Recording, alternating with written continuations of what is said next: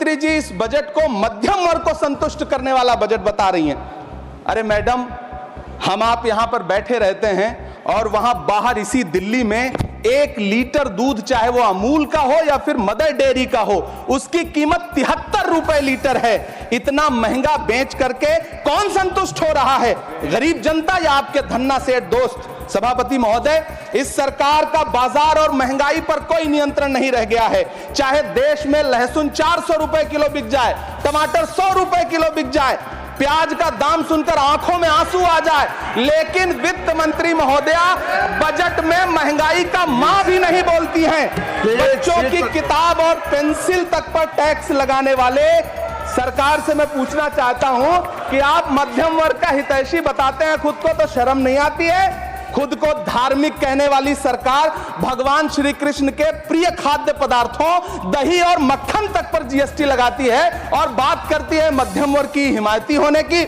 जिंदा रहते हुए जनता से हर चीज पर टैक्स वसूलने वाली यह सरकार कम से कम मरने पर तो लोगों को बख्श देती, लेकिन नहीं, वहां भी लूटना है। अंतिम संस्कार के सामान, अगरबत्ती, धूप बत्ती, केवड़ा जल, चंदन पाउडर, जौ, बताशा, काला तिल, पंचरत्न, कपूर और कफन तक पर टैक्स लेने वाली यह सरकार किस मुंह से खुद को मध्यम वर्ग का हितैषी बताती है? इंसान जब अपनी जेब टटोल करके अपनी मोटरसाइकिल में 1 लीटर पेट्रोल भरवा रहा था, तो उस पेट्रोल की कीमत थी 103 रुपया प्रति लीटर। आखिर इतना महंगा पेट्रोल डीजल खरीद के कौन संतुष्ट हो रहा है? इस देश के गरीब लोग या फिर सरकार के चहेते धन्ना? सुदामा पांडे धूमिल जी ने कहा था कि एक आदमी रोटी बेलता है, एक आदमी रोटी खाता है, एक तीसरा आदमी भी है जो न रोटी बेलता है न रोटी खाता है, वो सिर्फ रोटी से खेलता है। वो तीसरा आदमी कौन है? मेरे देश की संसद। वो भी क्या दिन थे जब संसद में देश का बजट पेश होता था तो देश की सड़कें ठहर जाया करती थीं। रेल बजट पेश होता था तो लोगों की उम्मीदें रेल के डिब्बों की तरह पटरियों पर दौड़ने लगती थीं। पूरा देश धड़कने रोक करके वित्त मंत्री और रेल मंत्री को सुना करता था। अफसोस, अब बजट पेश हो जाता है, मीडिया चैनल सरकार का महिमा मंडन करते हैं और बेचारी जनता बजट के आंकड़ों के शब्द जाल में उलझी हुई महीनों बाद समझ पाती है कि उसका तो फिर से कट गया। इस शो के प्रायोजक है मां भवानी डेकोर प्राइवेट लिमिटेड, मतलब a complete floor solution, new 0 mile, Dadar road, Muzaffarpur. Shri Imran Pratapgarhi ji, 15 minute. धन्यवाद सभापति महोदय। कभी सुदामा पांडे धूमिल जी ने कहा था कि एक आदमी रोटी बेलता है, एक आदमी रोटी खाता है, एक तीसरा आदमी भी है जो न रोटी बेलता है न रोटी खाता है, वो सिर्फ रोटी से खेलता है। वो तीसरा आदमी कौन है? मेरे देश की संसद मौन है। सभापति महोदय, वो भी क्या दिन थे जब संसद में देश का बजट पेश होता था तो देश की सड़कें ठहर जाया करती थीं। रेल बजट पेश होता था तो लोगों की उम्मीदें रेल के डिब्बों की तरह पटरियों पर दौड़ने लगती थीं। पूरा देश धड़कने रोक करके वित्त मंत्री और रेल मंत्री को सुना करता था। अफसोस, अब बजट पेश हो जाता है, मीडिया चैनल सरकार का महिमा मंडन करते हैं और बेचारी जनता बजट के आंकड़ों के शब्द जाल में उलझी हुई महीनों बाद समझ पाती है कि उसका तो फिर से कट गया। सभापति महोदय, पिछले 2 साल अमृतकालीन बजट पेश किए गए और इस बार एक नई शब्दावली गढ़ी गई है, तुष्टीकरण बनाम संतुष्टीकरण का बजट। सभापति महोदय, सुनने में कितना अलंकारिक लगता है ये शब्द। सोच रहा हूं देश की वित्त मंत्री और प्रधानमंत्री जी से पूछूं कि आखिर किसकी संतुष्टि? जिस बजट में मनरेगा के लिए 1 रुपए की बढ़ोतरी ना हो, वही पुराना 86,000 करोड़, जबकि पहले ही 9,754 करोड़ का घाटा हो, जिस मनरेगा से करोड़ों मजदूरों के घर में चूल्हा जलता हो, उस मनरेगा में काम करने वाले गरीब मजदूरों के लिए अगर आपके खजाने से 1 रुपया भी इजाफी नहीं निकल सका तो भला कौन संतुष्ट हुआ साहब? इस देश का गरीब मजदूर या आपके उद्योगपति दोस्त? वो जो महाराष्ट्र में लोकसभा और विधानसभा के बीच में 40 लाख मतदाता बढ़ाए गए थे, अरे उन्हीं के लिए मनरेगा का थोड़ा सा बजट बढ़ा देते। क्या उसमें मनरेगा का एक भी मजदूर नहीं था 40 लाख लोगों में? सारे के सारे 12 लाख की छूट वाले से आगे के लोग थे। सभापति महोदय, कल जब वित्त मंत्री जी देश की संसद में भाषण दे रही थी तो वहां मुंबई में कोई गरीब इंसान जब अपनी जेब टटोल करके अपनी मोटरसाइकिल में 1 लीटर पेट्रोल भरवा रहा था तो उस पेट्रोल की कीमत थी 103 रुपया प्रति लीटर। आखिर इतना महंगा पेट्रोल डीजल खरीद के कौन संतुष्ट हो रहा है? इस देश के गरीब लोग या फिर सरकार के चहेते धन्ना सेठ? सभापति महोदय, वित्त मंत्री जी इस बजट को मध्यम वर्ग को संतुष्ट करने वाला बजट बता रही हैं। अरे मैडम, हम आप यहां पर बैठे रहते हैं और वहां बाहर इसी दिल्ली में 1 लीटर दूध, चाहे वो अमूल का हो या फिर मदर डेयरी का हो, उसकी कीमत 73 रुपए लीटर है। इतना महंगा बेच करके कौन संतुष्ट हो रहा है? गरीब जनता या आपके धन्ना सेठ दोस्त? सभापति महोदय, इस सरकार का बाजार और महंगाई पर कोई नियंत्रण नहीं रह गया है। चाहे देश में लहसुन 400 रुपए किलो बिक जाए, टमाटर 100 रुपए किलो बिक जाए, प्याज का दाम सुनकर आंखों में आंसू आ जाए, लेकिन वित्त मंत्री महोदया बजट में महंगाई का मां भी नहीं बोलती हैं। बच्चों की किताब और पेंसिल तक पर टैक्स लगाने वाले सरकार से मैं पूछना चाहता हूं कि आप मध्यम वर्ग का हितैषी बताते हैं, खुद को तो शर्म नहीं आती है? खुद को धार्मिक कहने वाली सरकार भगवान श्री कृष्ण के प्रिय खाद्य पदार्थों दही और मक्खन तक पर जीएसटी लगाती है और बात करती है मध्यम वर्ग की हिमायती होने की। जिंदा रहते हुए जनता से हर चीज पर टैक्स वसूलने वाली यह सरकार कम से कम मरने पर तो लोगों को बख्श देती, लेकिन नहीं, वहां भी लूटना है। अंतिम संस्कार के सामान, अगरबत्ती, धूप बत्ती, केवड़ा जल, चंदन पाउडर, जौ, बताशा, काला तिल, पंचरत्न, कपूर और कफन तक पर टैक्स लेने वाली यह सरकार किस मुंह से खुद को मध्यम वर्ग का हितैषी बताती है? कौन सी संतुष्टि? किसकी संतुष्टि? कदम कदम पर टैक्स देकर लुटने वाली जनता की, या फिर जनता से टैक्स वसूल करके धन्ना सेठों का खजाना भरने वाली सरकार की? किसकी संतुष्टि? सभापति महोदय, 18 अगस्त 2015 आरा का बिहार का ऐतिहासिक मैदान, सजा हुआ मंच, हजारों की भीड़ और सामने खड़े हुए देश के प्रधानमंत्री का भाषण। बिहार के भाइयों बहनों, आज मैं बिहार के लिए पैकेज की घोषणा कर रहा हूं। 50,000 करोड़ कर दूं कि ज्यादा कर दूं? अखिलेश भाई, 60,000 करोड़ कर दूं कि ज्यादा कर दूं? 70,000 करोड़ कर दूं कि ज्यादा कर दूं? 80,000 करोड़ कर दूं कि ज्यादा कर दूं? चलो, मैं बिहार को 1.25 लाख करोड़ का पैकेज दे रहा हूं। 10 साल हो गए सभापति महोदय, वही ढाक के 3 पात। बिहार आज भी विकास की बाट जो रहा है। भाषण आज भी प्रधानमंत्री जी के यूट्यूब चैनल पर सुना जा सकता है। जो झूठ बोल के करता है मुतमईन सबको, वो झूठ बोल के खुद मुतमईन नहीं होता। सभापति महोदय, ये तो राहुल जी का असर है। कौन सा शब्द सर? कौन सा शब्द? झूठ। झूठ, ठीक है सर। मिथ्या बोल करके, जो मिथ्या बोल के करता है मुतमईन सबको, वो मिथ्या बोल के खुद मुतमईन नहीं होता। ये राहुल जी का असर है। जो मखाना बोर्ड की घोषणा हुई, अखिलेश जी आपको याद होगा, भारत जोड़ो न्याय यात्रा में 30 जनवरी 2024 को बिहार के रंगभूमि मैदान में राहुल गांधी जी का पूर्णिया में भाषण था और उसमें मखाना को लेकर उन्होंने आवाज उठाई थी। ये उनका असर है कि आपको मखाना बोर्ड बनाना पड़ा, वरना तो आप मैखाना बोर्ड बनाने वाले लोग हैं। सभापति महोदय, बिहार को झूठे पैकेज और चुनावी दिलासे देना बंद करिए। आज भी जब कोसी में बाढ़ आती है तो पूरा सीमांचल बर्बाद हो जाता है। मैंने उस तबाही को अपनी आंखों से देखा है। 2016-17 की बाढ़ में अपने इन्हीं हाथों से राहत सामग्री बांटी है मैंने। अगर सच में बिहार के लिए कुछ करना चाहते हैं तो बिहार को बाढ़ से बचाने का प्रबंध करिए। पूर्णिया एयरपोर्ट 10 साल से बाट जो रहा है, घोषणा 2014 में हुई, बन के आज तक तैयार नहीं हुआ। अलीगढ़ मुस्लिम विश्वविद्यालय का किशनगंज सेंटर बजट के अभाव में दम तोड़ता जा रहा है। मैंने पिछले बजट सत्र में भी आवाज उठाई थी। आज फिर वित्त मंत्री जी से अनुरोध करना चाहता हूं, दामन फैला करके, कि अलीगढ़ मुस्लिम विश्वविद्यालय का किशनगंज सेंटर बन जाने दीजिए। आखिर कौन सी नफरत है? यह मुल्क हमारा भी है। इस मुल्क की मिट्टी में हमारा भी खून पसीना शामिल है। हमसे इतनी भी क्या नफरत? रिश्तों की ये नाजुक डोरें तोड़ी थोड़ी जाती हैं। अपनी आंखें दुखती हो तो फोड़ी थोड़ी जाती हैं। सभापति महोदय, अल्पसंख्यक मंत्रालय का बजट काटकर मौलाना आजाद नेशनल फेलोशिप बंद कर देना, प्री मैट्रिक स्कॉलरशिप बंद कर देना, नई मंजिल योजना बंद करना, धरोहर योजना बंद करना। 2024-25 के बजट में माइनॉरिटी मिनिस्ट्री के लिए 3,183 करोड़ रुपए की घोषणा हुई, लेकिन देश को हैरत होगी कि बाद में समीक्षा करके लगभग आधा कर दिया गया, 1,868 करोड़ रुपए। मुझे सरकार से पूछना है कि कौन संतुष्ट हुआ? इस देश का अल्पसंख्यक संतुष्ट हुआ है या आप संतुष्ट हुए? किसका संतुष्टिकरण?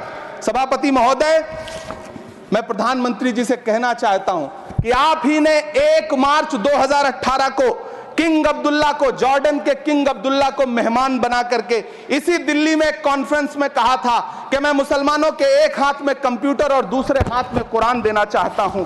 कंप्यूटर देने की बात तो छोड़िए, पढ़ाई के लिए जो स्कॉलरशिप मिल रही थी उसको भी छीन लिया आपने। किसको संतुष्ट करने के लिए? हम समझते हैं इस साजिश को। आप माइनॉरिटी मिनिस्ट्री का बजट काटते काटते एक दिन मिनिस्ट्री को ही बंद कर देना चाहते हैं। वो जहर देता तो सबकी नजर में आ जाता, सो ये किया कि हमें वक्त पर दवाएं न दी। सभापति महोदय, मैं तो वित्त मंत्री जी से पूछना चाहता हूं आपके माध्यम से कि शायद आपको पता ही नहीं है कि गृहस्थी चलाने वाली एक गृहिणी की मुश्किलें क्या क्या होती हैं। आपने कभी सोचा भी नहीं होगा कि जब वो किचन में सब्जी बनाने के लिए कढ़ाई में तेल डालती है तो उसके साथ उसके आंसू भी गिरते हैं। सभापति महोदय, शायद उन्हें पता भी ना हो कि एक छोटी सी गाड़ी और एक छोटे से फ्लैट का EMI भरने के बाद इस देश का एक गरीब इंसान जब अपने बच्चों की फीस भरने के बारे में सोचता है तो उसे कितनी खुशियों का गला घोंटना पड़ता है। शायद उनको पता भी नहीं है कि फसल बेच करके बिटिया की शादी का सपना सजाने वाला किसान जब अपनी फसल बर्बाद देखता है तो कितनी रातें सो भी नहीं पाता है। सभापति महोदय, शायद वो कभी इस पीड़ा को समझ ही नहीं पाएंगी कि परिवार के किसी एक सदस्य को कैंसर जैसी बीमारी हो जाए तो घर और जमीनें गिरवी रख उठती हैं लेकिन इलाज नहीं हो पाता। सभापति महोदय, इसी देश की संसद में कभी स्वर्गीय सुषमा स्वराज जी ने कहा था कि जब देश की करेंसी गिरती है तब देश की प्रतिष्ठा गिरती है। एक तरफ कोलंबिया जैसा छोटा सा देश और उसके प्रधानमंत्री गुस्तावो पेत्रो खड़े हैं जो कोलंबिया के नागरिकों को हथकड़ी लगाकर लाने वाले जहाज को अमेरिका बैरंग वापस लौटा दे रहे हैं, और दूसरी तरफ हमारे प्रधानमंत्री जी खड़े हैं जो बेड़ी और हथकड़ी लगा करके लाए गए बेटों के अपमान पर एक शब्द नहीं बोल रहे हैं। सभापति महोदय, मैं इतिहास के पन्ने पलट रहा हूं, मुझे 2 किरदार याद आ रहे हैं। एक तरफ निक्सन के 7वें बेड़े की धमकियों के सामने लोहे की तरह अडिग इंदिरा गांधी खड़ी हैं, तो दूसरी तरफ खुद ही नमस्ते ट्रंप का नारा लगाते हुए प्रधानमंत्री जी खड़े हैं। मेरे कानों में सुषमा स्वराज जी की आवाज गूंज रही है। बहुत कम बोलने वाले डॉक्टर मनमोहन सिंह ने बहुत ज्यादा बोलने वाले प्रधानमंत्री जी को जब देश की बागडोर सौंपी थी तो $1 58 रुपए का था, आज 85 से 87 के बीच में झूल रहा है। इन दिनों रुपए की अहमियत गिरती है तो न तो देश की प्रतिष्ठा गिरती है ना प्रधानमंत्री की गरिमा। जिस देश में 80 करोड़ लोगों को 5 किलो राशन के लिए कतारों में लगना पड़ता हो, उस देश में यह सरकार 12 लाख तक के टैक्स न लेने के लिए अपनी पीठ थपथपा रही है। हुकूमत इस कदर आवाम पर एहसान करती है, ये आंखें छीनती है और चश्मे दान करती है। सभापति महोदय, महाराष्ट्र का भिवंडी हो, मालेगांव हो, इचल करंजी हो, यूपी का बनारस हो, मुआयमा हो, मुबारकपुर हो, रांची का छोटा नागपुर हो, बिहार का भागलपुर हो, हर जगह बुनकरों की उम्मीदें तोड़ रही हैं, लेकिन इस सरकार के पास उनके लिए कुछ भी नहीं है। मुरादाबाद का पीतल उद्योग, कानपुर का चमड़ा उद्योग, सहारनपुर का लकड़ी उद्योग, फिरोजाबाद का चूड़ी उद्योग, अलीगढ़ का ताला उद्योग, सब सरकारी प्लानिंग से तबाह हो रहे हैं। इन तमाम के बीच सरकारी सपोर्ट से बस एक उद्योग फल फूल रहा है, नोएडा का नफरत उद्योग। सभापति महोदय, जिस देश में 40 से 45% मेडिकल फैकल्टी की सीट खाली हो, वहां बजट में 75,000 नए मेडिकल सीट्स का ऐलान हो रहा है। सरकार बहादुर, कम से कम इस देश के पढ़े लिखे युवाओं को तो मूर्ख समझना बंद करिए। वो अब तिजारती पहलू निकाल लेता है। पहले 7500 मेडिकल सीट्स बाद में बनाइएगा, पहले जो एम्स में 2161 पद खाली पड़े हैं उनको तो भर दीजिए। वो अब तिजारती पहलू निकाल लेता है। मैं कुछ कहूं तो तराजू निकाल लेता है।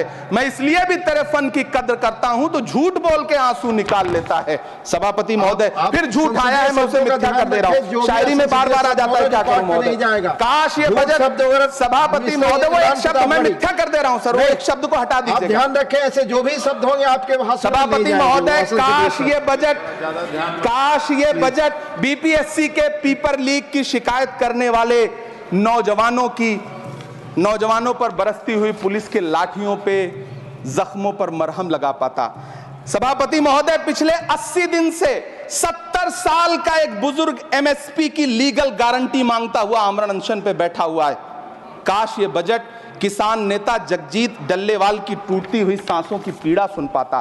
काश ये बजट प्रतियोगी परीक्षाओं की तैयारी के लिए दिल्ली, कोटा, पटना, अहमदाबाद जैसे शहरों में, इलाहाबाद जैसे शहरों में किताबों के साथ गल रहे युवाओं के सपनों को जिंदगी दे पाता। काश ये बजट वंदे भारत के सुनहरे विजुअल के बजाय देश की गरीब जनता को कुछ और पैसेंजर ट्रेनें दे पाता। काश ये बजट सीनियर सिटीजन को ट्रेन टिकटों में मिलने वाली रियायतें वापस लौटा पाता जिनको सरकार ने कोविड के नाम पे छीन लिया था। काश ये बजट किसानों की राह में कीलें नहीं बल्कि कालीन बिछाने वाला बन पाता। काश ये बजट सरकारी मालिकों को यह समझा पाता कि नेहरू को कोसने से अर्थव्यवस्था नहीं सुधरेगी, उसके लिए डॉक्टर मनमोहन सिंह साहब की अर्थ नीति अपनानी पड़ेगी। पिछले 11 साल से नेहरू जी को कोस रहे हैं, आखिर कब तक कोसिएगा? थोड़ा पंडित नेहरू जी के बारे में पढ़िए, तब पता चले कि पंडित नेहरू की शख्सियत का नाम है। दुनिया का पहला ऐसा राजनेता जिसने अपनी जिंदगी की आजादी के लिए, देश की आजादी के लिए 3259 दिन अंग्रेजों की जेल में बिताए। पंडित नेहरू एक ऐसे महान शख्स जिनके पिता पंडित मोतीलाल नेहरू, जिनकी बहन विजय लक्ष्मी पंडित, जिनके बहनोई पंडित रंजीत सीताराम, जिनकी बेटी इंदिरा गांधी, जिनके दामाद फिरोज गांधी, सब ने अंग्रेजों से लड़ते हुए स्वतंत्रता आंदोलन में जेल काटी। आप किस मुंह से उनकी लकीर छोटी करने की बात करते हैं? नहीं कर पाइएगा, 7 जन्मों में नहीं कर पाइएगा, क्योंकि जिस्म की मौत कोई मौत नहीं होती है। जिस्म मिट जाने से इंसान नहीं मर जाते, धड़कने रुकने से अरमान नहीं मर जाते, सांसें थम जाने से ऐलान नहीं मर जाते। जिस्म की मौत कोई मौत नहीं होती है। सभापति महोदय, मैं आपके सामने खड़ा होकर के एक बहुत छोटी सी कहानी सुनाना चाहता हूं कि महान बादशाह सिकंदर ने जब यूनान फतेह किया तो जीत का जश्न मनाने के लिए शहर की सड़कों पर निकला। तो उसने देखा कि पूरा शहर तो जश्न मना रहा है, एक फकीर सड़क के किनारे चादर तान के सो रहा है। सिकंदर को गुस्सा आया, घोड़े से उतरा, उस फकीर के पास गया और उसे सोता देख करके उसे जोर की एक लात मारी और लात मार के कहा कि क्यों रे फकीर, मैंने यूनान फतेह कर लिया, लोग जश्न मना रहे हैं और तू सो रहा है। उस फकीर ने उन्नीदी आंखों से सिकंदर को देखा और देख करके कहा कि शहर जीतना बादशाहों का काम है, लेकिन लात मारना तो गधे का काम है। सभापति महोदय, गरीब जनता को लात मारना बंद करिए।